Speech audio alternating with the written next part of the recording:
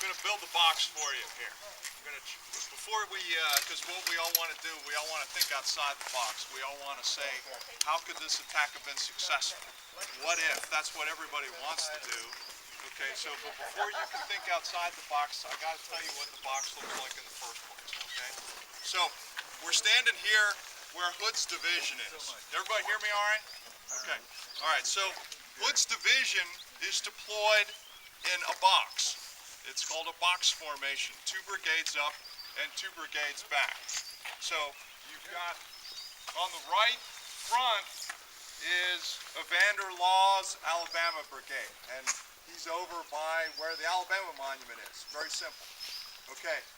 Left front is the Texas Brigade, which is right here where the Texas Brigade Monument is. Behind, in support, is 2 more Georgia Brigades. Okay, to the right rear is Henry Benning's Georgia Brigade. There's their brigade tablets over here by the cars over there. Left rear is George Thomas Anderson, Tige Anderson's Georgia Brigade. They call him Tige to separate him from all the other George Andersons in the Confederate Army. Tige is short for tiger. Okay, because he's a ferocious fighter. So they're set up in a box. And the reason you fight in a box is the 2 lead brigades are going to break through, and the 2 trail brigades are going to exploit that breakthrough and finish the victory. That's what it's intended to be. Okay, the front line guys to break through, and the back line guys are going to exploit. So that's why you attack in a box formation. Okay, so let me talk about higher adjacent supporting is what the military calls it today, okay? So let's talk about higher. So first you've got the boss, and then the next boss, and the next boss. So the big boss is Robert E. Lee, obviously, in charge of the Army of Northern Virginia. And his plan for the second day is that he wants to roll up the Union left flank. And most of you know this, but I'm going to go through it real fast, okay? So Lee thinks he has no cavalry here on the morning of July 2nd. So he's going to send out a young engineer captain, a guy named Johnson, and he's going to come riding out here. Lee tells him to go find the Union left. Okay, this would have been the left down here. The right is over by Culp's Hill. So Captain Johnson's going to ride out early in the morning. He's going to go back about 4 hours later. He's going to tell General Lee that the Union left is in the air, it's vulnerable, it's unsupported, it can be attacked. And this is exactly what Lee wants to hear.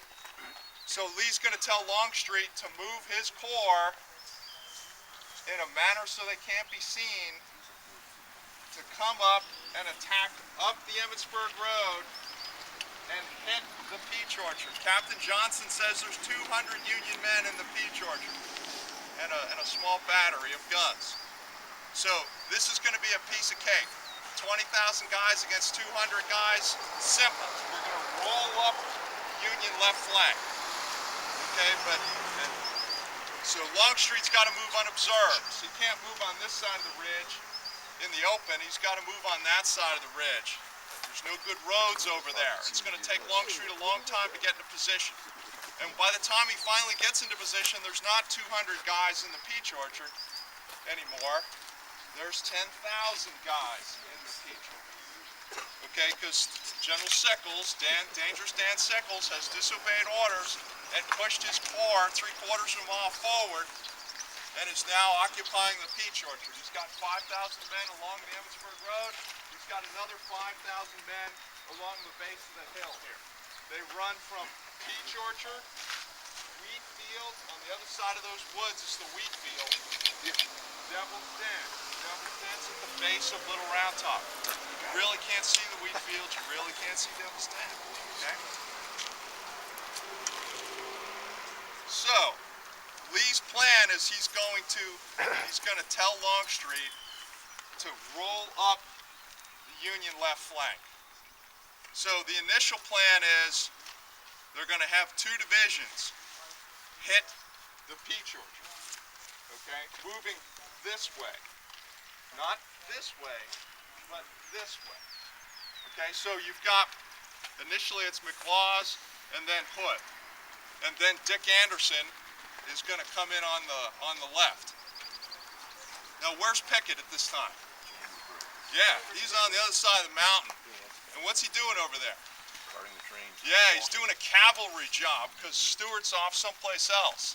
So we've got infantrymen doing cavalry jobs. So, and Longstreet's not happy about it. Longstreet says, I don't want to go into battle with one boot off. Okay? So he's going to have to borrow a division from Ambrose Pal Hill. A.P. Hill's not feeling well today, okay? We all know what's wrong with A.P. Hill. He's not playing, running a fever, he can't urinate, can't ride a horse.